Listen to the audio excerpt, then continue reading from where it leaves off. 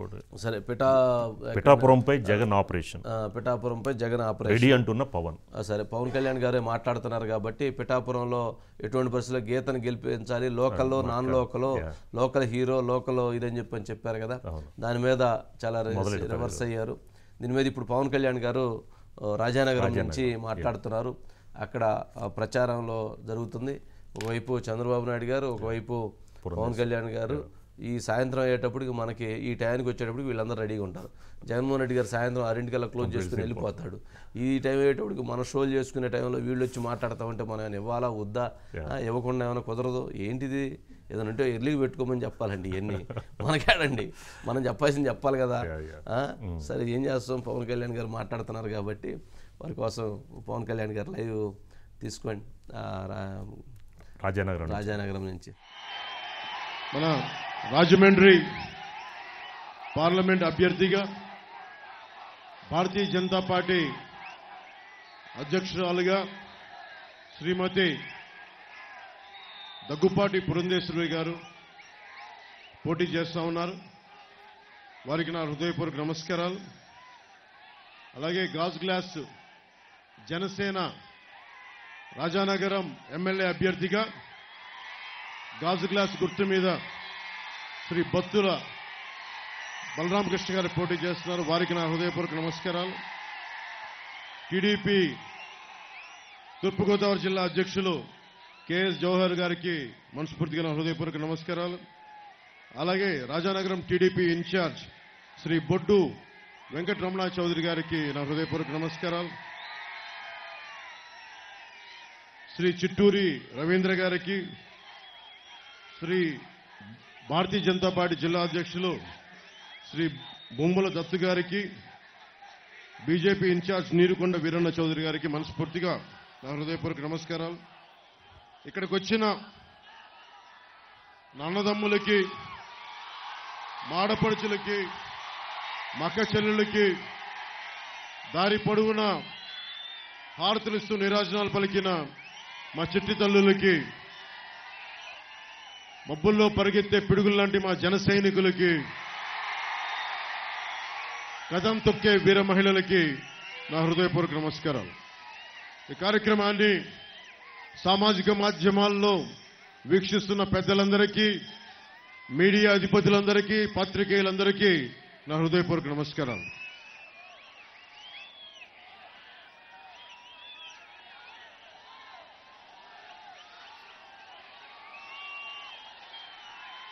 ఈ రాజానగరం ఎమ్మెల్యే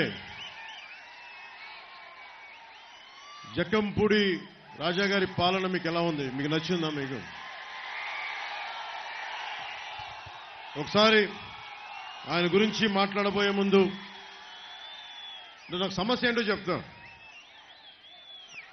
చాలా మంది వైసీపీ నాయకుల్లో నా అభిమానులు ఉన్నారు. సినిమా పరంగా నేనంటే ఇష్టపడేవాళ్ళు, హీరోగా అంటే నేను ఇష్టపడేవాళ్ళు.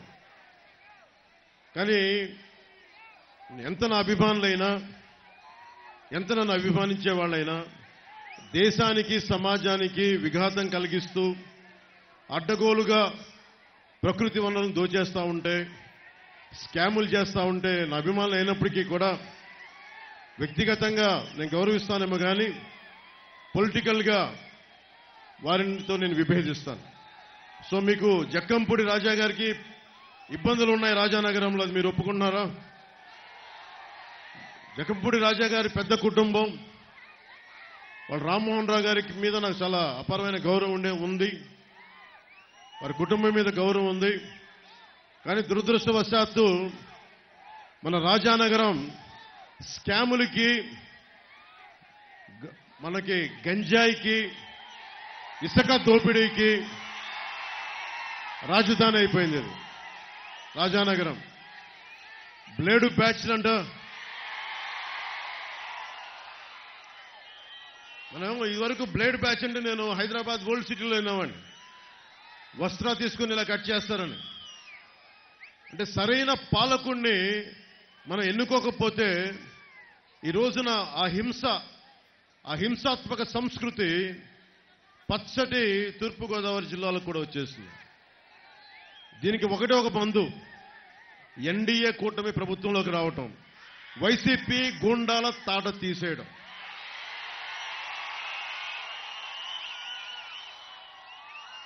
రాజానగరం, రాజమండ్రి, ముఖ్యంగా మన రాజానగరంలో ఇసుక రీచ్లు ఎక్కువ. మనకి చక్కటి గోదావరి ఇసుక తెన్నెలు, ఇలాంటి చోట్ల చాలా మంది చిత్ర పరిశ్రమ పెద్దలందరూ వచ్చి దర్శకులు, నిర్మాతలు ఇక్కడ చాలా అద్భుతమైన పాటలు చేసేవాళ్ళు. ఈ రోజున అలాంటి గోదావరి ఇసుక తెన్నెలు మాయమైపోతూ అడ్డగోలుగా దోచేస్తా ఉన్నారు వీళ్ళందరూ. దీన్ని అడ్డుకోవాల్సిన అవసరం ఉంది.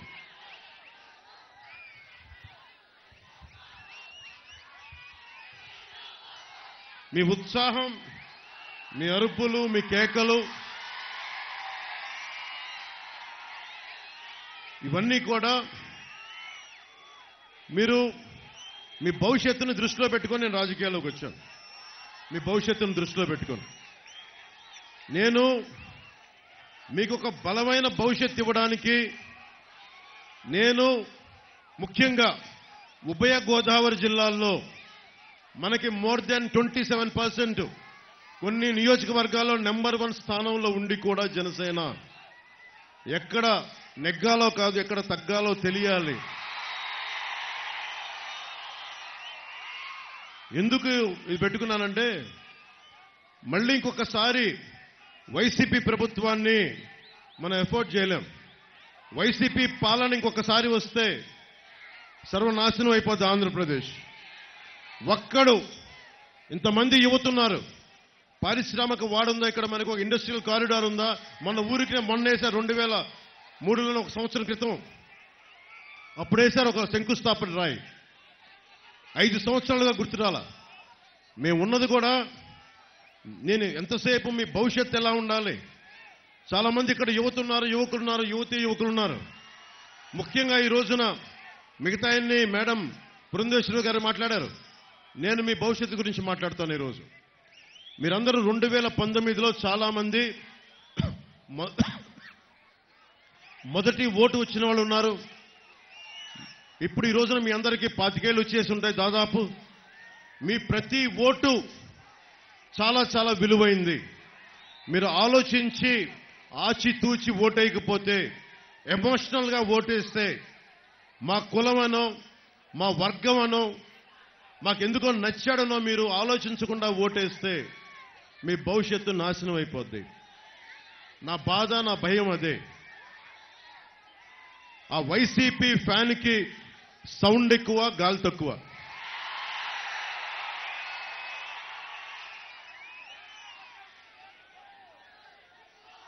జగన్కి ఈ మధ్యన నన్ను మాటలు ఎక్కువ తిట్టేస్తా ఉన్నాడు పాపం. కంట్రోల్. నేను ఏమనుకుంటాను, జగన్కి నన్ను తిడుతుంటే నాకు చాలా కోపం వచ్చేస్తా అనుకుంటాడు. నన్ను మీరు ఏమి తిట్టినా నాకు కోపం రాదు. మీ మీద ఒక్క ఈగ వాలితే నాకు ఆపాద మస్తకం. ఒక దళిత డ్రైవర్ని డోర్ డెలివరీ చేస్తే నాకు వచ్చిన కోపం చాలా చాలా ఎక్కువ. మీరు నన్ను పచ్చి బూతులు తిట్టినా కానీ నా కోపం రాదు. కానీ అకారణంగా, అన్యాయంగా, దారుణంగా ఒక దళిత కులానికి చెందిన డ్రైవర్ని మీరు చంపేసి డోర్ డెలివరీ చేయగానే నాకు వచ్చిన కోపం అంత ఇంత కాదు. నేను చాలా బాధ్యతగా ఉన్నాం. ఇక్కడ మన ఎంఆర్పిఎస్ సోదరులు చాలా మంది ఉన్నారు. ఇక్కడ మీకు తెలుసు, నేను కులాల గురించి మాట్లాడినప్పుడు అందరూ దూరంగా పెట్టే రెల్లి కులస్తుల్ని నేను గుండెలకు హత్తుకున్నాను. ఆ రెల్లి కులస్తులకి నేను ఎందుకంటే అణగారిన వర్గాలకి, అన్ని కులాలతో పాటు అణగారిన వర్గాలను హక్కును చేర్చుకోవాలన్నదే జనసేన తాలూకు ఆశయం.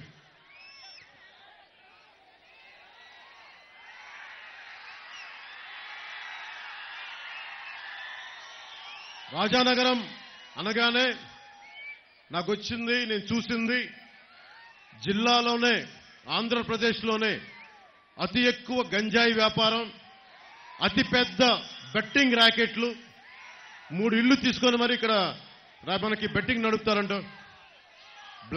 మనకి బ్లేడ్ బ్యాచ్లు, దోపిడీలు, ఆగడాలు, ఇవన్నీ ఒక పెద్ద కుటుంబం నుంచి వచ్చిన ఒక ఎమ్మెల్యే జక్కంపూడి రామ్మోహన్ రావు గారి ఇంటి నుంచి వచ్చిన వాళ్ళ చేస్తుంది ఇవన్నీ అనేది నిజంగా నాకు చాలా బాధ కలిగింది.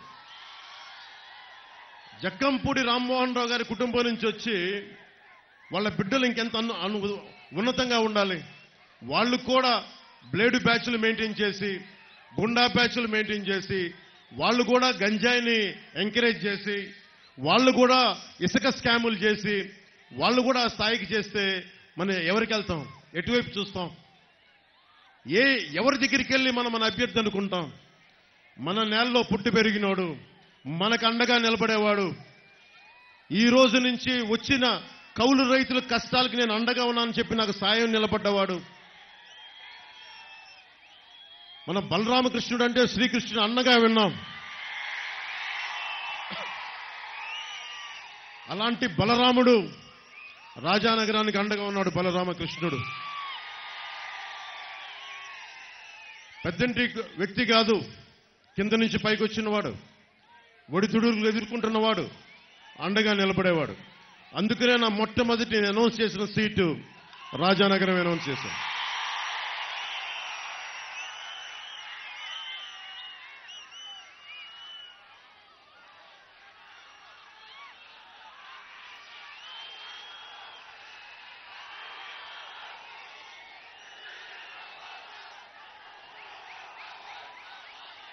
వాళ్ళ దందాలు జక్కంపూడి కుటుంబానికే, జక్కంపూడి రామ్మోహన్ రావు గారికే వారు చాలా గౌరవించే వ్యక్తిని వారి జక్కంపూడి కుటుంబానికి. కానీ వారి పిల్లలు అంటే చెడు సావాసం ఎలా ఉంటుందంటే, జగన్ సావాసం చేస్తే జక్కంపూడి గారి పిల్లలు కూడా పాడైపోరనడానికి ఇదే నిదర్శనం. గాదాల్లో 46 ఎకరాలు లేఅవుట్ వేశారు, రాజానగరంలో 30 ఎకరాలు లేఅవుట్ వేశారు, రాజమండ్రి ఎయిర్పోర్ట్ దగ్గర 72 ఎకరాలు లేఅవుట్ వేశారు. వీటికి లేఅవుట్ వేయకూడదని మీరు అనొచ్చు, వేయడం తప్పు కాదు. అదే మీలో ఒకడొచ్చి నేను లేఅవుట్ వేసుకుంటాను నా ఎకరంలో అంటే మీరు ఎమ్మెల్యేకి 15% కమిషన్ ఇవ్వాలి మీరు. మరి వీళ్ళందరూ కూర్చొని వారు వేసిన ఈ 150 పైచిలకు ఎకరాలకి లేఅవుట్ మీ భవిష్యత్తు నుంచి తీసేశారు. మీ ఇండస్ట్రియల్ ఇన్ఫ్రాస్ట్రక్చర్ పెట్టాల్సిన పెట్టుబడి, మీ విద్యలకి పెట్టాల్సిన పెట్టుబడి, ఇవన్నీ కూర్చొని కరెంటు, రోడ్లు, ఇన్ఫ్రాస్ట్రక్చర్ అంతా వాళ్ళు గవర్నమెంట్ డబ్బు తీసుకుంటే మనం ట్యాక్స్ కట్టిన డబ్బులతో వేసుకున్నారు. చివరికి ఎంత దౌర్భాగ్యం అయిపోయిందంటే, నన్నయ్య యూనివర్సిటీ వీసీ పదవికి కూడా కొన్ని కోట్లు ఇస్తే గాని పదవి రాలా. అలాగే డెంటల్, ఇంజనీరింగ్ కాలేజీలు, వీటి మీద కూడా అరాచకాలు పెరిగిపోయినాయి. ఎమ్మెల్యే కాకముందు జక్కంపూడి రామ్మోహన్ రావు గారు చాలా సింపుల్ వ్యక్తి, కార్మిక నాయకుడు, ప్రజలకు అండగా ఉండే వ్యక్తి, ప్రజల్ని దోచుకున్న వ్యక్తి కాదు. అలాంటి వ్యక్తి పిల్లలు ఈ రోజున కష్టపడి డబ్బులు సంపాదించుకున్న ఆస్తులు కొనుక్కుంటే పర్లేదు, కానీ ఇసుక భవన నిర్మాణ కార్మికులకి పొట్టగొట్టి ఒక జేపీ వెంచర్స్ ప్రతిమా కంపెనీ అని చెప్పి ఆ కంపెనీకి ఒక్కళ్ళు కలిపి ఇసుక అమ్మేస్తే ఆ ఇసుక నుండి వచ్చిన డబ్బులు స్కాములతోటి ఇలా ఇల్లు కట్టేసుకుంటే ప్రజలు, రాజానగరాన్ని ప్రజలు నలిగిపోతా ఉన్నారు, ఎమ్మెల్యే బాగుపడతా ఉన్నాడు. ఈ దోపిడీ ఆగాలి అంటే బలరామకృష్ణ రావాలి, బలరామకృష్ణ గెలవాలి.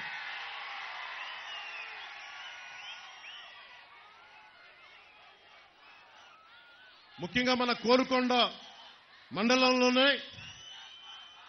ప్రభుత్వం కోసం, ప్రభుత్వం చేత 600 ఎకరాలు కొనిపించారు. 15 లక్షలు ఎకరం అయితే దాని 45 లక్షల నుంచి 60 లక్షల దాకా విలువ కట్టి ప్రభుత్వం చేత కొనిపి, అది మనం కష్టపడి సంపాదించుకున్న డబ్బు, మనం ట్యాక్సులు కట్టిన డబ్బు. అది స్థలం యజమానులకి 20 లక్షలు ఇచ్చి బ్యాలెన్స్ వీళ్ళు తీసుకున్నారు. ఎందుకు ఎవ్వరూ ఉండలేని తీర ప్రాంతానికి రక్షణగా ఉండే మడ అడుగు ఆవ భూములను కూడా 40 లక్షలకి అమ్మేశారు.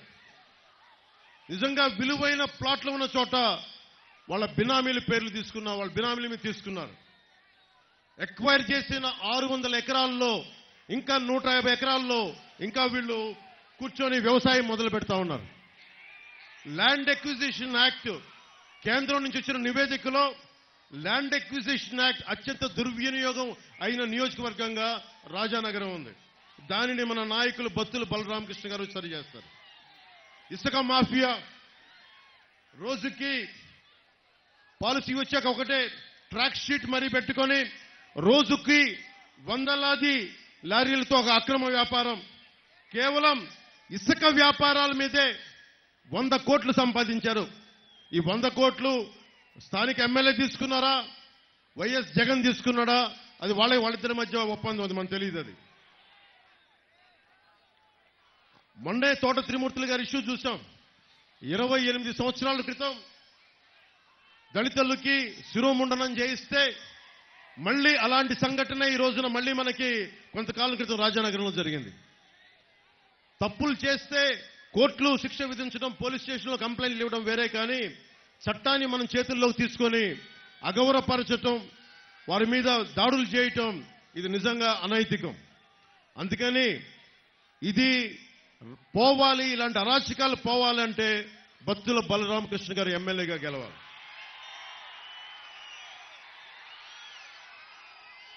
ఒక ఇళ్ల పట్టాల మీదే 300 కోట్లు సంపాదించారు ఈ నియోజకవర్గంలో.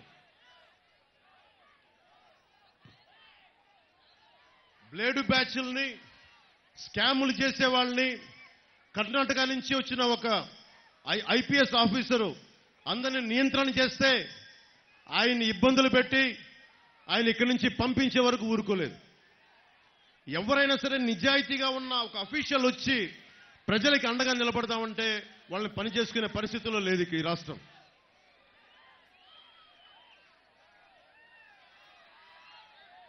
ఒక ఇరిగేషన్ అసిస్టెంట్ ఇంజనీర్ మీద దాడి చేశారు. అధికారులు కంప్లైంట్ ఇస్తే ఒక్కళ్ళు దాని మీద చర్య తీసుకోవాలి. మనం కొండలు, వాగులు, వంకలు మన సంపదది. కొండలు, కోనలు, వాగులు, వంకలు మన సంపదది. దాన్ని ఎవడు ధ్వంసం చేయడానికి లేదు. మన రాజానగరంలోనే కేశవరం, కోటి, మునగాల, కాటవరం, కూనవరం, నాగంపల్లి, రాజానగరంలో కొండల్ని అడ్డదిడ్డంగా తవ్వేశారు. కొండల తాలూకు అందాన్ని తీసేశారు. గ్రావెల్లు, మట్టి, రాళ్లు ఇష్టం వచ్చినట్టు అమ్మేసుకున్నారు. నేషనల్ గ్రీన్ ట్రిబ్యునల్ ప్రకృతి సంపదని విధ్వంసం చేస్తే దాన్ని కాపాడే నేషనల్ గ్రీన్ ట్రిబ్యునల్ కూడా 3.3 కోట్లు ఫైన్ వేసినా కానీ దోపిడీ ఆపలేదు. ఇవి ఆగాలి అంటే జనసేన, భారతీయ జనతా పార్టీ, తెలుగుదేశం కూటమి రావాలి. బత్తుల బలరామకృష్ణ రాజానగరానికి ఎమ్మెల్యే కావాలి. రాజమండ్రికి మేడం పురంధేశ్వరి గారి ఎంపీ కావాలి. ఒకప్పుడు వడ్డీ వీరభద్రరావు గారు పోలవరం జరగాలి, పోలవరం కడితే ప్రతి చెరువు నీరు ఊరుద్ది, చెరువులు నిండుతాయి అంటే ఈరోజు చెరువులను కూడా మట్టి తవ్వేయటమో లేదంటే లేఅవుట్లు వేసేయటమో చెరువులను కూడా దోపిడీ చేశారు. ఈ రోజున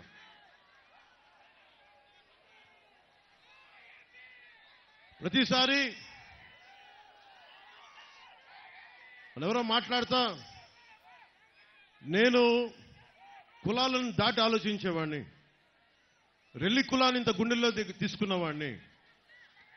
సినిమాల్లోకి రాకముందు అన్ని మతాలు సమానం అంట జానీ అని చెప్పి ఒక క్రిస్టియన్ యువకుడు కథ తీసిన వాడిని.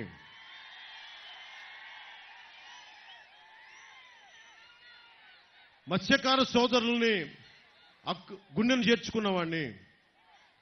నేను కులాల గురించి మాట్లాడుతున్నప్పుడు అన్ని కులాలు బాగుండాలి, కులాల ఐక్యత కావాలని కోరుకుంటాను. అలాగే మరి నేను మాట్లాడుతున్నప్పుడు నేను ఏ ఎమ్మెల్యే అయినా, ఎంపీ అయినా, ఒక ప్రజాప్రతినిధి ఏ కులానికి సంబంధించిన వాడైనా, ఎంఆర్పిఎస్ కానీ ఎవరైనా సరే రాజ్యాంగానికి కట్టుబడే అంబేద్కర్, బాబాసాహెబ్ అంబేద్కర్ రథసారథిగా ఉండి కొన్ని వందలాది మంది మేధావులు అమ్ము వేలాయుధనని చెప్పి ఒక దళిత మహిళ మనకి దాంట్లో మెంబర్గా ఉన్నారు. అలాంటి మేధావులు అందరూ కూర్చొని అంబేద్కర్ గారి నిర్దేశకత్వంలో ఆయన చైర్మన్గా ఉన్నప్పుడు ఈ చేసిన రాజ్యాంగం మనందరి హక్కుల్ని రక్షించేది. అన్ని కులాలని సమానంగా చూడటం, సామాజికంగా వెనుకబడ్డ కులాలకు ఎక్కువ స్థానం కల్పించడం, వాటికి ఇవన్నీ ఉన్నాయి. అలాగే ప్రతిసారి నేను ఎప్పుడూ అన్ని కులాలు బాగుండాలని కోరుకునేవాడిని. నా స్నేహితులు కానీ నా సన్నిహితులు కానీ ఎప్పుడు కూడా అన్ని కులాలు అన్ని మతాలు ఉన్నాయి. సినిమాల్లో కూడా నేను ఎప్పుడు ఒక కులానికి సంబంధించిన పేరు నేను ఎప్పుడు పెట్టుకోలేదు. అంత బలమైన వ్యక్తిత్వం నాకు మనకి సినిమా వరకు వ్యక్తిపరంగా నా జీవితంలో ఎప్పుడు కులాలని దాటే ఉంది నా జీవితం, నా స్నేహితులు కానీ నా వ్యక్తిగత జీవితంలో కానీ. మతానికి వస్తే నా భార్య ఒక రష్యన్ ఆర్థడాక్స్ క్రిస్టియన్ నా భార్య. మొన్న ఈ మధ్యన వైసీపీ నాయకులు మాట్లాడుతున్న దృష్టికి పట్టుకొచ్చారు. సామాజిక మాధ్యమాల్లో నరేంద్ర మోదీ గారి ఫోటో వేసి, చంద్రబాబు గారి ఫోటో వేసి, నా ఫోటో వేసి ఒకటే చెప్తా ఉన్నారంట, వీళ్ళు వస్తే చర్చిలకు ఇబ్బంది అవుద్ది అని. అంటే ఒకటే చెప్తా ఉన్నా, నేను సినిమాలని ఆ రోజున ఏవాసించా, నేను జానీ అనే సినిమా తీయడానికి. ఓట్లు పడతాయనా? లేదు. సమాజం అందరూ బాగుండాలి. ఎంతసేపు హీరోలు ఒక మతం నుంచే కాదు వేరే మతం నుంచి రావాలని కూడా ఆలోచించాను. అందుకే జానీ అని పెట్టాను దానికి. అలాంటి నేను నా బిడ్డలే, తల్లి ఆర్థడాక్స్ క్రిస్టియన్ అంటే నా బిడ్డలకి చాయిస్ ఇచ్చాను. దేవుణ్ణి మీరు ఏ రూపంలో కొలుచుకుంటారా? జీసస్ క్రైస్ట్ గా కొలుచుకుంటే సంతోషం. నేను ఎవరిని, నా బిడ్డల్ని కూడా మీరు ఏ మతంను ఏ ధర్మాన్ని మీ గుండెల్లో వెలుగొస్తో ఆ ధర్మాన్ని పాటించమని చెప్పి అలాంటి వాడిని. అలాంటి నేను బాబాసాహెబ్ అంబేద్కర్ని గుండెల్లో స్ఫూర్తి నింపుకున్న వాడిని. అలాంటి నేను ప్రధానమంత్రి గారు ఢిల్లీలో ఉండి ఎన్డీఏ కూటమి ఇంత బలంగా ఉండి ఏ రోజన్నా సరే అలాంటి పరిస్థితిని ఆంధ్ర రాష్ట్రంలో తీసుకొస్తామా? నేను అన్న సందర్భం ఒకటి చెప్తాను. ఒక చర్చికి వెళ్ళి జీసస్ క్రైస్ట్ని కొలుస్తూ ఒక చర్చికి వెళ్ళి అక్కడ హిందూ ధర్మాన్ని మీకు ప్రచారం చేయడం తప్ప కదా మీరు చెప్పండి. ఒక మస్జిద్కి వెళ్ళి అన్యమత ప్రచారం తప్ప కదా మీరు చెప్పండి. అలాగే ఒక తిరుమలకి వెళ్ళి అన్యమత ప్రచారం తప్పు, అలాగే మీరు అక్కడ చేయొద్దని అన్నాను తప్ప ఎప్పుడు కూడా నేను క్రిస్టియానిటీని ఖండించలేదు. గుండెల్లో పెట్టుకున్న వాడిని క్రిస్టియానిటీని. దానికి ఉదాహరణ మొన్న పిఠాపురం వెళ్ళగానే 110 సంవత్సరాల బ్యాప్టిస్ట్ చర్చికి వెళ్ళి ఆశీస్సులు తీసుకున్నవాడిని, జీసస్ ఆశీస్సులు తీసుకున్నవాడిని. చాలా మందికి మీకు తెలుసో తెలీదో, జగన్ ఎప్పుడు వెళ్ళాడో తెలీదో జెరూసలేం. నన్ను భగవంతుడు సినిమాల్లో 2007లో నన్ను జెరూసలేం పిలిపించుకున్నాడు భగవంతుడు.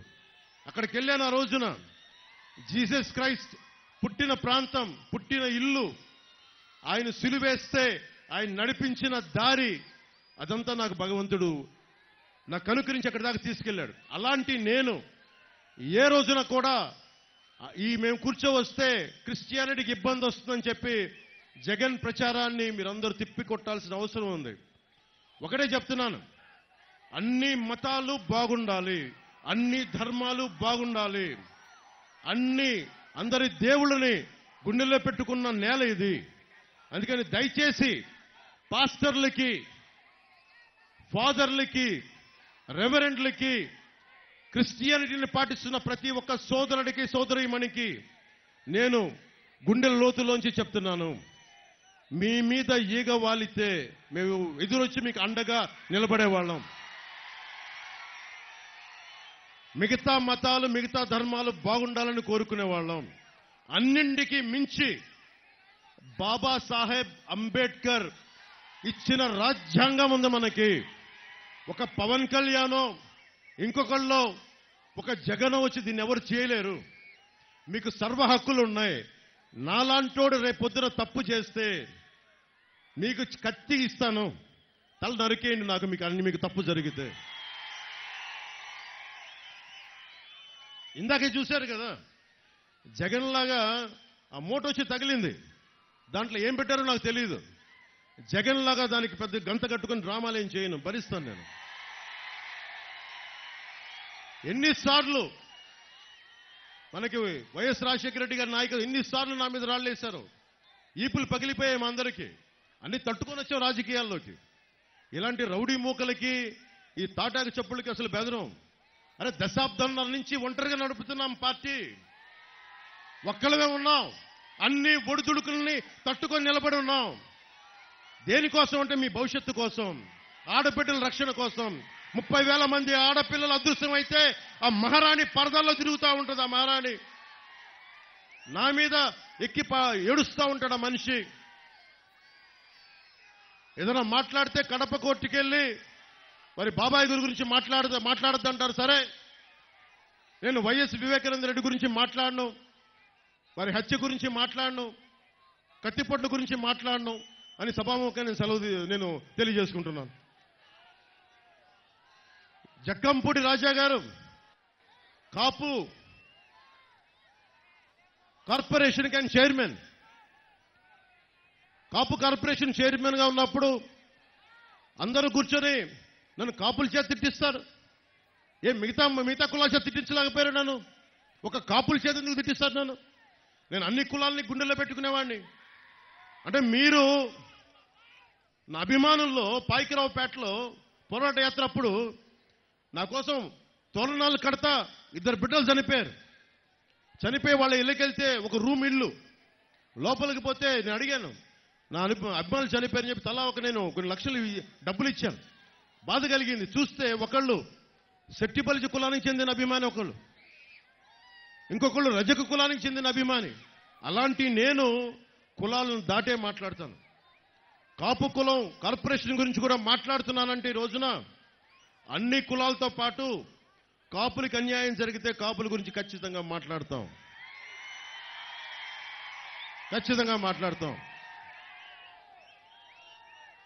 కాపు సామాజిక వర్గానికి కూడా తెలియాలి కదా మీకు జరుగుతున్న అన్యాయం. కాపు కార్పొరేషన్కి సంవత్సరానికి జగన్ 2,000 కోట్లు ఇస్తానని చెప్పి మన జక్కంపూడి రాజా గారిని కార్పొరేషన్ చైర్మన్ గా చేశారు. కొత్త నిధులు విడుదల చేయడం పక్కన పెట్టండి, నిధులను కూడా మళ్లించేశారు. టైపిస్ట్కి కూడా జీతం ఇవ్వలేని పరిస్థితి కాపు కార్పొరేషన్లో. కాపు రిజర్వేషన్ విషయంలో ద్రోహి ఎవరో మీరు ఒకసారి ఆలోచించండి. రిజర్వేషన్ రాష్ట్ర పరిధిలో లేదని చెప్పాడు. సరే, సంతోషం, నువ్వు చేయలేకపోయావు. జగన్కి చాలా గుండె ధైర్యం ఎక్కువ, జగన్ మెచ్చుకోవాలి. కాపులకి ససేమేర రిజర్వేషన్ ఇవ్వనంటే జక్కంపూడి రాజా గారు అందరూ కూర్చోడానికి మద్దతు తెలిపారు. సో ఇక్కడ కులం లేదని మనందరికీ అర్థమవుతుంది కదా. కాపు ఈబీసీ రిజర్వేషన్, కాపులకి రిజర్వేషన్ ఇవ్వలేకపోతున్నాం కాబట్టి, ఎకనామికల్లీ బ్యాక్వర్డ్, ఆర్థిక పరంగా వెనుకబాటుతనం ఉంది కాబట్టి చదువుల నిమిత్తం కొన్ని ఇవ్వడానికి ఈబీసీ రిజర్వేషన్ కల్పించారు. దాంట్లో చంద్రబాబు గారు ఉన్నప్పుడు కనీసం EBC economically backward class 5% reservation కల్పించారు 2014 నుంచి 19 వరకు. వైఎస్ జగన్ వచ్చి ఈ రోజున రిజర్వేషన్ పక్కన పెట్టండి, అది వేరే విషయం, ఈబీసీ రిజర్వేషన్ కూడా తీశాడు. ఇంకా కాపు సామాజిక వర్గం ఇంకా జగన్ వైపు నిలబడతాను, ఇంకా మనకి జక్కంపూడి రాజా గారి పక్కన నిలబడతామంటే అది ఎంత రైటో రాంగో మీరే ఆలోచించుకొని ఓటేయండి జగన్కి. జీవీఎల్ గారు అడిగారు, భారతీయ జనతా పార్టీ రాజ్యసభ ఎంపీ, చట్టసభలో అడిగారు, పార్లమెంట్లో అడిగారు, ఎకనామికల్లీ బ్యాక్వర్డ్ క్లాస్ రిజర్వేషన్ ని విభజన రాష్ట్ర పరిధా కేంద్ర పరిధా అంటే కేంద్రం ఒకటే చెప్పింది, అది రాష్ట్ర పరిధిలోనే వస్తుందని. అన్ని కులాలకి రిజర్వేషన్ ఉంది. ముఖ్యంగా దామాషా పద్ధతి ప్రకారమైనా సరే వెనకబడ్డ కాపులకి ఎకనామికల్లీ బ్యాక్వర్డ్ క్లాస్ రిజర్వేషన్ ఎందుకు ఇవ్వలేకపోయాడో వైఎస్ జగన్ నువ్వు సమాధానం చెప్పాలి. నువ్వు ప్రతి వైసీపీ కాపు ఎమ్మెల్యే ఎందుకు మీరు ఎకనామికల్లీ బ్యాక్వర్డ్ క్లాస్ రిజర్వేషన్ కాపులకి మీరు ఎందుకు తీసేశారు? మీరు ఎందుకు నిలబడలేదు? ఎంతసేపు కాపు ఎమ్మెల్యేలు కాపు నాయకులు నన్ను తిట్టడం తప్ప కాపు సామాజిక వర్గానికి మీరు ఏం చేశారు? మీరు ఏదైనా మాట్లాడితే నన్ను తిట్టడం తప్ప, ఇంతకాలం నన్ను తిట్టి తిట్టి తిట్టి అందరూ వైసీపీలోకి వెళ్ళిపోయారు. ఈ రోజున ఇది నాకు ఎప్పుడో తెలుసు. వీళ్ళందరూ నా క్షేమాన్ని ఆకాంక్షించే మనుషులు కాదు నాకు తెలుసు. ఎలా ప్రూవ్ చేయాలి? పొగబెడితే అన్ని బయటకు వచ్చేసినాయి. వైసీపీ గుంపులో దూరిపోయారు అందరూ. దాన్ని బట్టి మీరు అర్థం చేసుకొని ఈ రోజున ఏ స్థాయికి వచ్చారంటే పిఠాపురంలో వైసీపీ నాయకులు పవన్ కళ్యాణ్కి నిలబడితే వచ్చే ఎన్నికల్లో మేము వచ్చిన తర్వాత మేము ఇది చేస్తా ఉంటాం. మీరు వస్తే కదా మీరు బెదిరించడానికి. మేము వస్తున్నాం, అధికారం స్థాపిస్తున్నాం, సింహాసనం చేజిక్కించుకుంటున్నాం. మీరంటే బెదిరించేది మమ్మల్ని.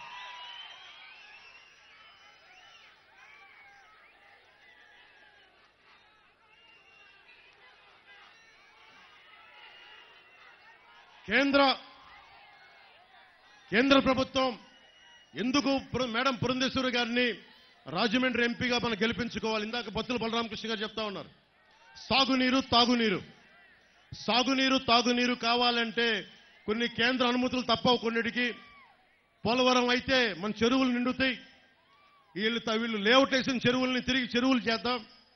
అలాగే పోలవరం పూర్తి చేయాలి. అందరూ దాన్ని పిచ్చి పిచ్చిగా దాన్ని జగన్ ప్రభుత్వం అన్యక్రాంతంగా వాడేశారు. దాన్ని మన కేంద్ర మంత్రి గజేంద్ర షెకావత్ గారు నాకు ఒకటే చెప్పారు ఆయన కలిసినప్పుడు. వైఎస్ జగన్ ప్రభుత్వం పోలవరం ప్రాజెక్ట్ ని ఒక ఏటీఎం లాగా వాడేశారు, దాన్ని ఎనీ టైం మనీ లాగా వాడేశారు. అది మనం వచ్చి బాగు చేద్దామంటే నీకు వారి తరఫున మాటిస్తా ఉన్నాను. వచ్చి పోలవరాన్ని పూర్తి చేసే బాధ్యత ఎన్డీఏ నరేంద్ర మోదీ గారి నాయకత్వంలో కేంద్ర ప్రభుత్వం తీసుకుంటుంది. అలాగే గంగ ప్రక్షాళన ఎలా జరిగిందో గోదావరి ప్రక్షాళన కేంద్ర పార్లమెంటుకి మనకి వెళ్ళినప్పుడు మంత్రి అవుతారు ఖచ్చితంగా. పురంధేశ్వరి గారి ఆధ్వర్యంలో గంగ ప్రక్షాళన ఎలా జరిగిందో ఒకప్పుడు నరేంద్ర మోదీ గారి నాయకత్వంలో ఆవిడ పార్లమెంటరీ మెంబర్గా ఎన్నికై కేంద్ర మంత్రి అయిన రోజున మన గోదావరి ప్రక్షాళన చేస్తాం, శుద్ధి చేస్తాం గోదావరిని. అలాగే మురుగునీరు గోదావరిలో కలవకుండా సూవేజ్ ట్రీట్మెంట్ ప్లాంట్ ని ఏర్పాటు చేస్తాం. ఇది చాలా దీర్ఘకాలికంగా ఉన్న ఒక డిమాండ్. ఇది రాజమండ్రి, భద్రాచలం, పాపికొండలు టూరిజం కేంద్ర ప్రభుత్వం ఒక టూరిజం ప్రాజెక్టుగా తీసుకుంటుంది. దానివల్ల మీ అందరికీ బోలెడని ఉపాధి అవకాశాలు, ఉద్యోగాలు వస్తాయి దానివల్ల. అలాగే జగన్ చెప్తా ఉన్నారు కాపు నేస్తానికి కాపులకి 65 లక్షలు నేను కాపు నేస్తం ఒకటే మేము ఇచ్చాం, కాపు నేస్తం అని మాట్లాడుతూ ఉన్నారు. దాని లెక్కలు కూడా చెప్తాం.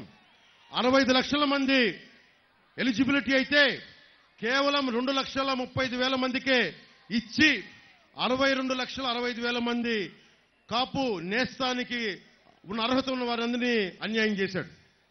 వాళ్ళు రాష్ట్ర వ్యాప్తంగా ఇచ్చిన వాళ్ళకంటే రాజమండ్రి పార్లమెంటు పరిధిలో అర్హులు ఎక్కువ మంది ఉన్నారు. పథకం మొత్తానికి 354 కోట్లు ఇచ్చిందేమో 354 కోట్లు, యాడ్లు ఇచ్చిందేమో 200 కోట్లు యాడ్. అదేదో ఇచ్చి కొంతమంది లబ్ధిదారులకి నిజంగా డబ్బు వచ్చేది. వాళ్ళ వాలంటీర్లు 65 లక్షల మహిళల ఇంటికి వెళ్లి డాక్యుమెంట్లు తీసుకొని వాళ్ళని ఆశలు రేపి కాపు నేస్తం వస్తూ చెప్పి గాలికి వదిలేశారు. ఇట్లాగే ప్రతి కులానికి, రజకులకి ఇలాగే అన్యాయం జరిగింది, నాయి బ్రాహ్మణులకి ఇలాగే అన్యాయం జరిగింది. అన్ని కులాలకి 23, 24 మనకి పథకాలు, ఎస్సీ కులాల విద్యార్థులకు సంబంధించిన పథకాలు తీసేశారు. అంబేద్కర్ విదేశీ విద్యా పథకం తీసేశారు. దానికి జగనన్న విదేశీ విద్యా పథకం అని చెప్పి దానికి కూడా డబ్బులు ఇవ్వలేదు. ఇవన్నీ మారాల్సిన అవసరం ఉంది. దాదాపు 34% ఉండే బీసీ రిజర్వేషన్లు లోకల్ బాడీ ఎన్నికల్లో 24% చేస్తే 8 వేల మంది బీసీ నాయకత్వం కోల్పోయారు ఈ రోజున.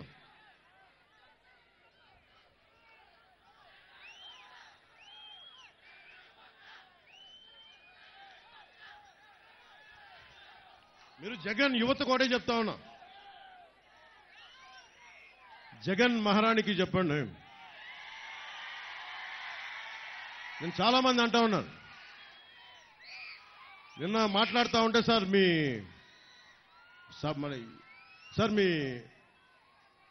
4వ పెళ్ళాన్ని కాకినాడలో అవమానం జరిగింది సార్, మీ 4వ పెళ్ళాన్ని. కానీ నాకు అర్థం కాల, నేను ఎప్పుడు అన్నీ మర్చిపోయా. ఏంటినంటే చెప్తారు నిన్న సో జగన్, నువ్వు నా వ్యక్తిగత జీవితం గురించి అన్నప్పుడల్లా నేను చాలా నియంత్రణతో ఉంటాను జగన్, గుర్తుపెట్టుకో. అలాగే వైసీపీ లీడర్లు కూడా చెప్తా ఉన్నా, నేను చాలా తెగించి మొండి మనిషిని. జగన్, నువ్వు పెళ్ళాం అన్నావు, నా వ్యక్తిగత జీవితం గురించి మాట్లాడినప్పుడల్లా నువ్వు నా 4వ పెళ్ళామని మాట్లాడి అందరూ మాట్లాడతారు, గుర్తుపెట్టుకో.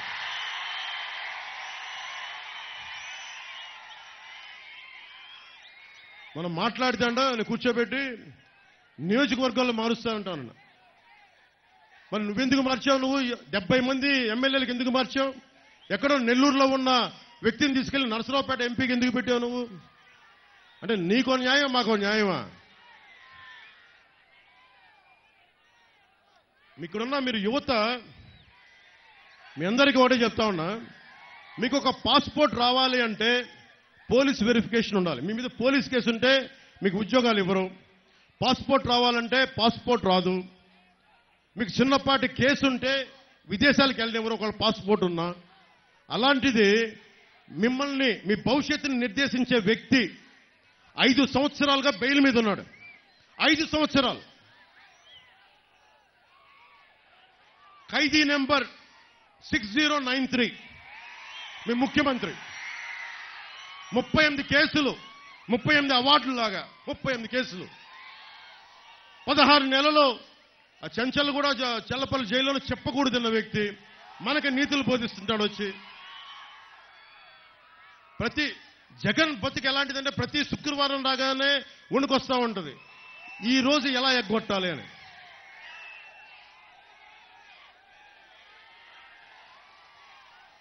జగన్, మేము వచ్చాక నీకు ఒకటి చెప్తాంలే, నువ్వెక్కడ కోరుకుంటే అక్కడ YS Jagan exclusive central jail ప్రధానమంత్రి గారితో అడిగి మేము పెట్టిస్తాం. ప్రధానమంత్రి గారు ఒకటే చెప్పారు మొన్న, బర్మార్ జిల్లా రాజస్థాన్లో ఒకటే మాట అన్నారు, కరప్ట్ చేసినోడు ఎవడైనా సరే జైలుకు పంపించడం ఖాయం అని.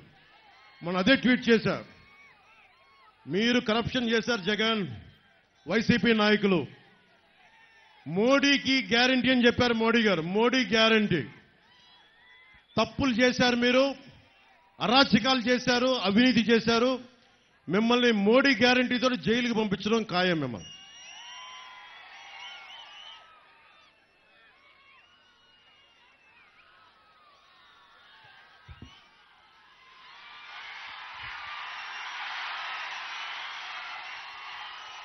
బాగున్నా. ముఖ్యంగా నా పచ్చబొట్లు పెట్టుకున్న అభిమానులకి, మీ అందరికీ ప్రతిసారి రాజమండ్రి వచ్చినప్పుడల్లా, తూర్పుగోదావరి జిల్లా వచ్చినప్పుడల్లా గుండెల్లో నా పచ్చబొట్టు పెట్టుకొని, నాకు నిజంగా అంత అర్హత లేదనుకుంటాను. సో మనస్ఫూర్తిగా మీ అందరికీ ఇంకో ధన్యవాదాలు. ఒకటే చెప్తా ఉన్నా అందరి అభిమానులందరికీ, ఇక్కడ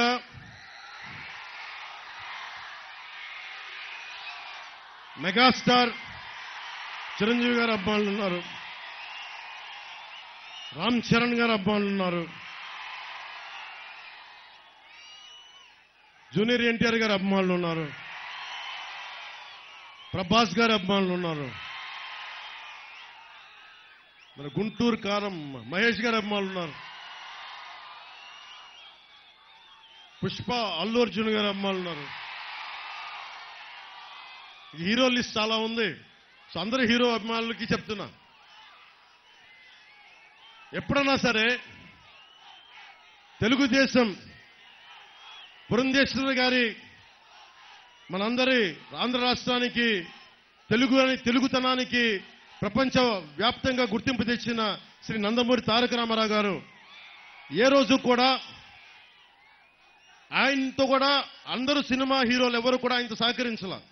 కొంతమంది కాంగ్రెస్ లో కూడా ఉన్నారు. కృష్ణ గారు కాంగ్రెస్ లో ఉన్నారు, కోట శ్రీనివాసరావు గారు వేరే పార్టీలో ఉన్నారు. ఎన్టీ రామారావు గారిని విమర్శించేవాళ్ళు.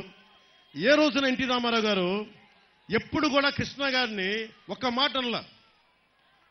అది ఎన్టీ రామారావు గారి సంస్కారం. అలాగే తెలుగుదేశం పార్టీ కూడా, నేను విభేదాలు ఉన్నా కానీ నన్ను ఎప్పుడు వ్యక్తిగతంగా కూర్చోబెట్టి నా సినిమాలను ఎప్పుడు ఆపల. మీ అందరూ అభిమానించే, ముఖ్యంగా ఆ రోజున చిరంజీవి గారిని, ప్రభాస్ గారిని, మహేష్ గారిని వాళ్ళ ముగ్గురిని నడిపించి, ఎక్కడో ఇంటి బయట ఆపించి నడిపించి, కనీసం భోజనం కూడా పెట్టకుండా ప్రైవేట్ మీటింగ్ జరుగుతూ ఉంటే, అసలు ఆ మీటింగ్ జగన్కి చిరంజీవి గారికి సంబంధం లేదు. జగన్కి మీరందరూ గుండెల్లో పెట్టుకున్న లక్షలాది మంది అభిమాన నాయకులు అంటే జగన్కి కుళ్ళు. ఆ కలుగులో ఎలుకది తట్టుకోలేదు. పాప నిన్న కాకినాడ ఆదిత్య కాలేజీలో గర్వంగా బయటకు వచ్చాడు. దేనికి వచ్చాడు? CM sir thank you sir, CM sir thank you అని చెప్తామని వచ్చారు. అక్కడ జరిగిన విషయం వేరే అనుకోండి. అంత కక్షపూరితమైన వ్యక్తి.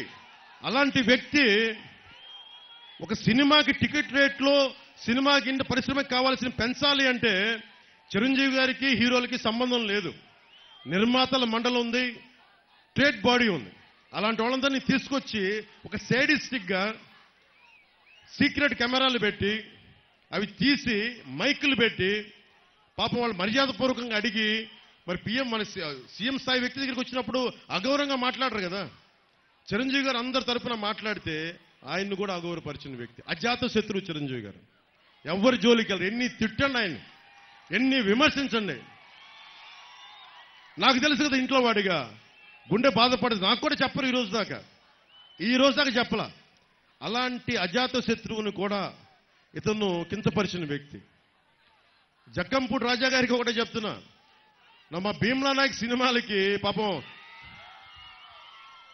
బలరామకృష్ణ గారి టికెట్లు దొరకలేదు, కానీ జక్కంపూడి రాజా గారు ఎమ్మెల్యే కాబట్టి నా సినిమాలు టికెట్లు ఇప్పించారు. మాకు ఈ సినిమా అభిమానం వద్దండి. మాకు జక్కంపూడి రాజా గారు మేము కోరుకుంటుంది, మీ వాళ్ళు దోపిడీ చేయకుండా ఉంటే చాలు, మాకు అదే 10,000. మా సినిమాలు మాకు ఎలా చూడాలో, మాకు పచ్చబొట్లు పొట్టించుకున్న అభిమానులు ఉన్నారు. అలాగే మాకు మహిళా శక్తి ఉంది. వీటన్నిటికంటే కూడా మీ వాళ్ళకి చెప్పండి, అన్ని వర్గాలకి న్యాయం చేయమని చెప్పండి. అది కూడా టైం అయిపోయింది కాబట్టి భవిష్యత్తులో జక్కంపూడి రాజా గారికి కూడా చెప్తున్నా, మీ నాన్నగారంటే నాకు గౌరవం ఉంది, కానీ మీరు ఓడిపోతున్నారు. అలాగే జక్కంపూడి రాజా గారికి సంబంధించిన కొంతమంది పోలీస్ అధికారులు కూడా చెప్తా ఉన్నాను,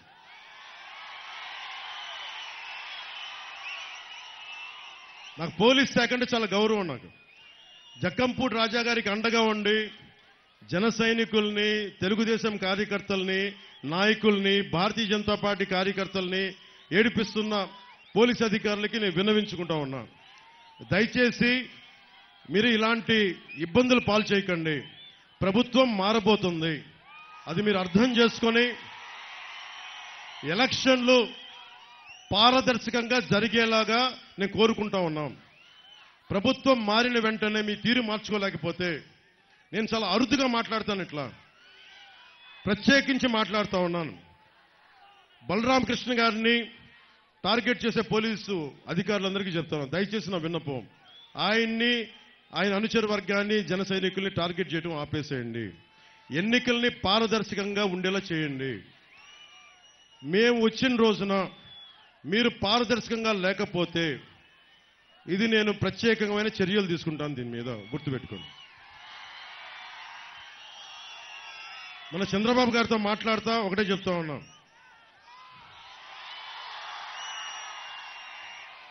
మీరు ప్రతి ఇంటికి వచ్చి కుల గణాంకాలు తీసుకుంటారు. మీది ఏ కులం అండి, మీరు బీసీనా, ఓసీనా, ఎస్సీ అయితే ఏ కేటగిరీ, బీసీ అయితే బీసీ ఏనా, బీనా, డీనా అడుగుతారు. నేను చంద్రబాబు గారు చెప్పాను ఒకటే, మన ప్రభుత్వం వచ్చిన రోజున వెంటనే చేయాల్సింది కుల గణాంకాలతో పాటు ప్రతిభ, సమర్థత, గణాంకాలు కావాలి. మీరు చప్పట్లు కొడతా ఉన్నారు, 2 చేతులు ఎత్తి పెడతా ఉన్నారు. నేను మీ దగ్గరికి వచ్చి ఏం అడగాలి? మీ కులంతో పాటు నీకు ఏం చెయ్యాలని ఉంది, నీ అభిరుచి ఏంటి, నీకు ఏది ఇష్టం కాదు, ఎలాంటి ప్రతిభ కావాలి, ఎలాంటి స్కిల్ డెవలప్మెంట్ కావాలి, నీకున్న బాధ ఏంటి, నీకున్న అభిరుచి ఏంటి, దానికి తగ్గట్టుగా స్కిల్ డెవలప్మెంట్ కావాలి. 2047కి భవిష్యత్తు మీదే. కానీ మీరు భవిష్యత్తు రేపొద్దున ఓటు వేసేటప్పుడు మీరు చాలా ఆలోచించే ఓటేయండి. నన్ను ఎందుకు నమ్మాలో కూడా చెప్తాను మీకు. దశాబ్దం మీరందరూ యువత, విద్యార్థులు, ఆడపడుచులు, యువతులు, ఓటమి అనేది మీ అందరికీ తెలుసు. పరీక్షలో ఫెయిల్ అవడం అనేది తెలుసు. కానీ నేను సాలిడ్ స్టార్డమ్ ఉండి, మిగతా హీరోనంత పెద్ద హీరోని కాకపోవచ్చు కానీ మీ గుండెల్లో ఉన్నంత స్థానం నాకు ఉంది. అది కాదన్నారు కదా. అలాంటి స్టార్డమ్ పెట్టుకొని నేను 2 చోట్ల ఎన్నికల్లో ఓడిపోయి దశాబ్దంగా రోడ్ల మీద తిరుగుతున్నానంటే, నేను చిన్నప్పుడు నేను అనుకునేవాడిని, ఎవరన్నా ఇలా మాట్లాడచ్చు ఒక పొలిటికల్ లీడరు, ఎవడన్నా నా గురించి ఇలా ఆలోచించచ్చు కదా అంటే ఎవరు లేరు. నేను పెద్దగా ఒకటే అనుకున్నా, నాలాగా కోరుకున్న వాళ్ళకి నేను అవుతాను వాళ్ళకి అనుకున్నా. మీ అభిరుచిని, మీ సమర్థతని, మీ ప్రతిభని, మోదీ గారి ఆధ్వర్యంలో ఉన్న స్కిల్ డెవలప్మెంట్ సెంటర్స్ కానీ నేను ప్రత్యేకమైన దృష్టి పెడతాను. 2047కి భారతదేశం అగ్రగామి కావాలి, తెలుగు ప్రజలు, తెలుగు రాష్ట్రం అగ్రగామి కావాలి అంటే యువతే, ఆడబిడ్డలు కానీ మగబిడ్డలు కానీ మీ భవిష్యత్తు కోసం ఆలోచించేవాడు ఉండాలి. నా బిడ్డ కోసమే నేను రాలేదు పాలిటిక్స్కి. నేను మీ అక్కడ పసుపు చొక్కా వేసుకున్న జనసేన జెండా పెట్టుకున్న ఆ బిడ్డ, అక్కడ తెలుగుదేశం జెండా ఎగిరేస్తున్న ఆ బిడ్డ మీ భవిష్యత్తు కోసం. మేమందరం కూడా మా కూటమి మీ భవిష్యత్తు కోసం పనిచేస్తున్నాం. అండగా నిలబడతాం. రైతాంగానికి కానీ, బీసీలకు కానీ, ఎస్సీ కులస్తులకు కానీ, మైనారిటీలకు కానీ అందరికీ కూడా మతానికి, జాతికి, ప్రాంతానికి అతీతంగా నేను మీకు అండగా నిలబడతాం. మేమందరం మేడం పురంధేశ్వరి గారు కానీ, బత్తుల బలరామకృష్ణ గారు కానీ, మన తెలుగుదేశం నాయకులు జవహర్ కానీ, చౌదరి గారు కానీ, భారతీయ జనతా పార్టీ నాయకులు కానీ మేమందరం కూడా, ఎందుకంటే ఒక వ్యవస్థను నడపాలంటే ఒక నాయకత్వపు సమూహం కావాలి. ఒక పార్టీ సరిపోదు, ఒక నాయకుడు సరిపోడు.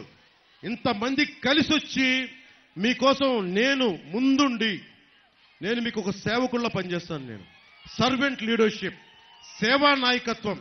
బత్తుల బలరామకృష్ణ గారు ఒకటే చెప్తున్నాను, మనం నాయకులం కాదు, మనం సేవకులం ప్రజలకి.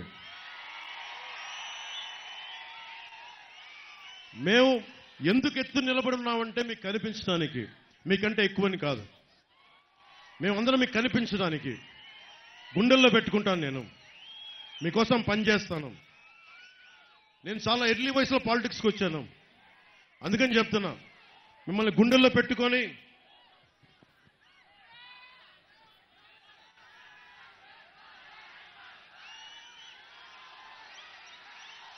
అలాగే నాకు మన కోరుకొండ నుంచి ఒకటి ఇచ్చారు. నాకు కోరుకొండలో భూములు, ఇళ్ల స్థలాలు రిజిస్ట్రేషన్ లేవని చెప్తా ఉన్నారు నా దగ్గరికి.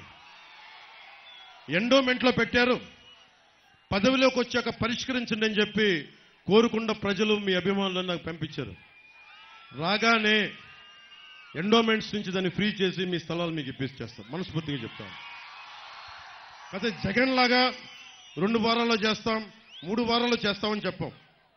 నేను సమస్యకి పరిష్కారం వచ్చే వరకు వైసీపీ వ్యతిరేక ఓటును చీలనివ్వనని ఇప్పటం 2021 మార్చి 14ని చెప్తే, దానికి మొన్న 2 నెలల క్రితం, 3 నెలల క్రితం అంత సమయం పట్టింది. సో నేను ఒక మాట చెప్పానంటే మీకు చేస్తాను, మీకు అండగా నిలబడతాం. నేను అంతే, మా కూటమి అంతే, మొత్తం మా సభ్యులందరూ అంతే మనస్ఫూర్తిగా తెలియజేసుకుంటూ, అఖండ ప్రేమని, స్వాగతాన్ని ఇచ్చిన మీ అందరికీ ధన్యవాదాలు తెలుపుకుంటూ, మా కూటమిని చిన్న మెజారిటీతో కాదు, భారీ మెజారిటీతో గెలిపించాలి, అదే కోరుకుంటాం. తెలుగుదేశం పార్టీకి జయము కలగాలని, భారతీయ జనతా పార్టీకి జయము కలగాలని, జనసేన పార్టీకి జయము కలగాలని, మన రాజానగరం ప్రజలందరికీ, తూర్పుగోదావరి జిల్లా ప్రజలందరికీ, ఆంధ్ర రాష్ట్ర తెలుగు ప్రజలందరికీ జయము కలగాలని, దిగ్విజయము కలగాలని మనస్ఫూర్తిగా కోరుకుంటూ, రానున్నది మన ప్రభుత్వం, బద్దలు కొడతాం వైసీపీ ప్రభుత్వాన్ని మనస్ఫూర్తిగా తెలియజేసుకుంటూ, జై జనసేన, జై హింద్.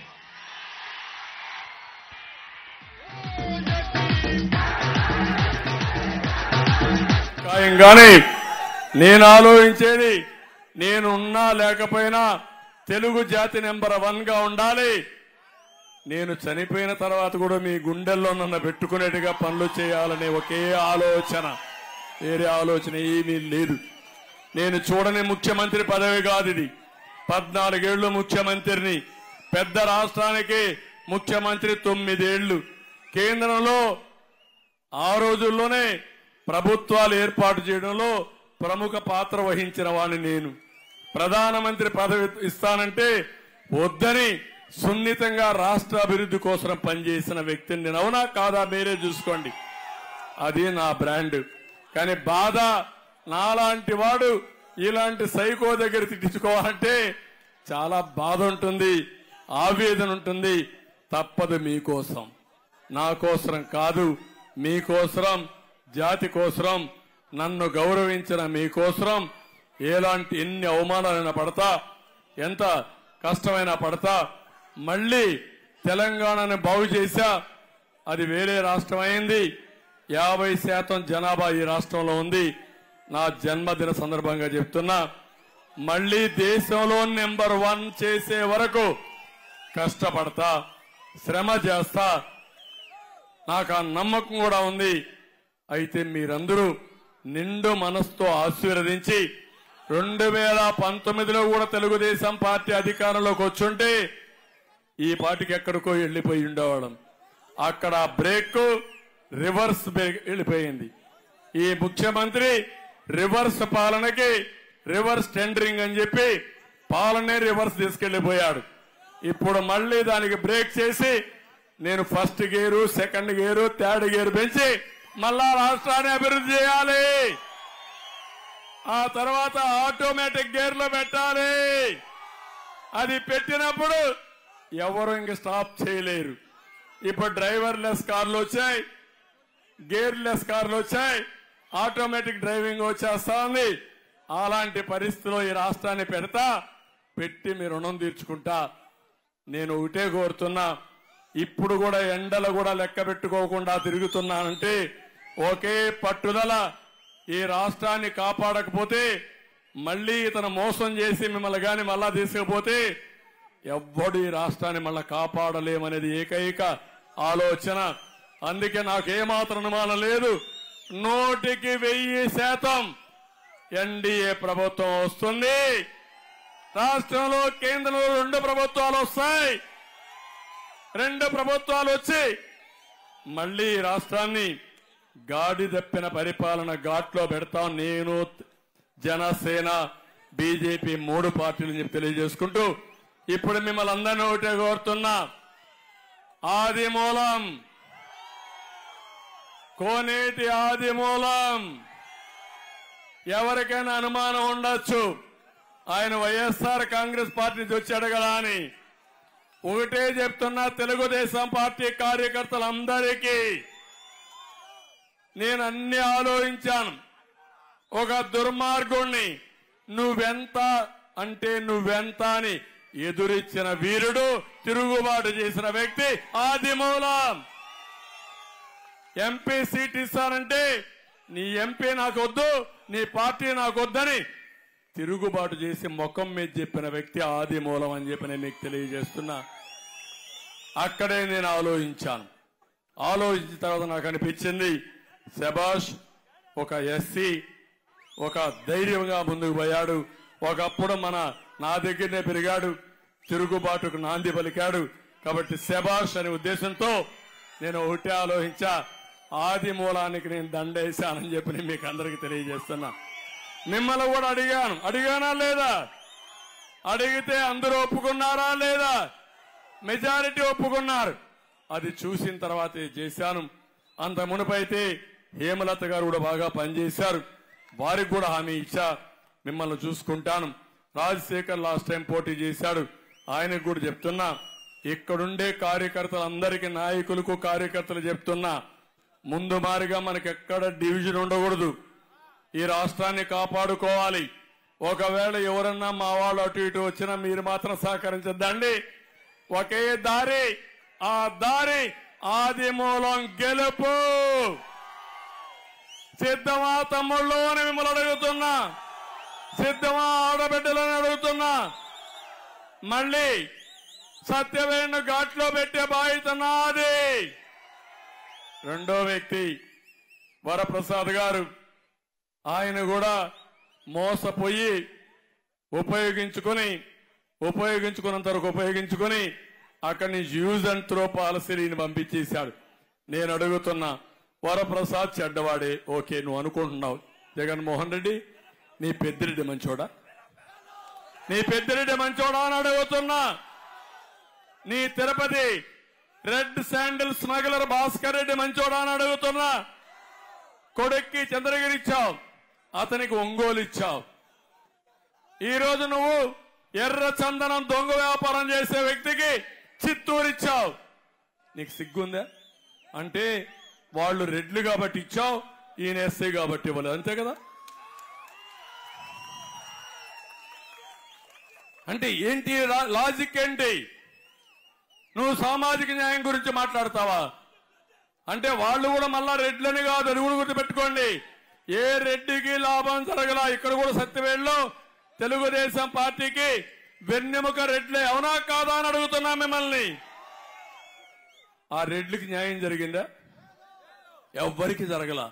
కానీ ఒక 5 మందికి చెంచాదారులకో దళారులకు మంచి జరిగితే అందరికీ జరిగినట్టు కాదు తమ్ముళ్ళు. అదే నా బాధ అంతా. అందుకే ఈరోజు వరప్రసాద్ గారు ఎన్డీఏలో ఎంపీగా పోటీ చేస్తున్నాడు. బీజేపీ అధికార పార్టీ ఢిల్లీలో. ఇక్కడ మీరు బటన్ నొక్కితే ఆ బటన్ ఢిల్లీ పార్లమెంట్కి వెళుతుంది. వరప్రసాద్ గారిని కమలం పువ్వు పైన ఓటేసి గెలిపించండి. రేపు కేంద్ర సహకారం కూడా ఉంటే ఇక్కడ పరిశ్రమలు తీసుకొచ్చి రాష్ట్రంలో ఆదిమూలం, కేంద్రంలో వరప్రసాద్ ఇద్దరు ఉంటే నేను ఎప్పటికప్పుడు వీళ్ళిద్దరి సహకారంతో ఈ సత్యవేడును బ్రహ్మాండంగా అభివృద్ధి చేస్తామని మీ అందరికీ హామీ ఇస్తున్నా. అందుకే క్లాక్ టవర్ సాక్షిగా సత్యవేడులో మిమ్మల్ని అడుగుతున్నా, 2 బటన్లు నొక్కాలి. ఒత్తుత్తి బటన్లు కాదు. జగన్మోహన్ రెడ్డి వారిగా బటన్ నొక్కతాడు, మీ అకౌంట్కి డబ్బులు రాదు.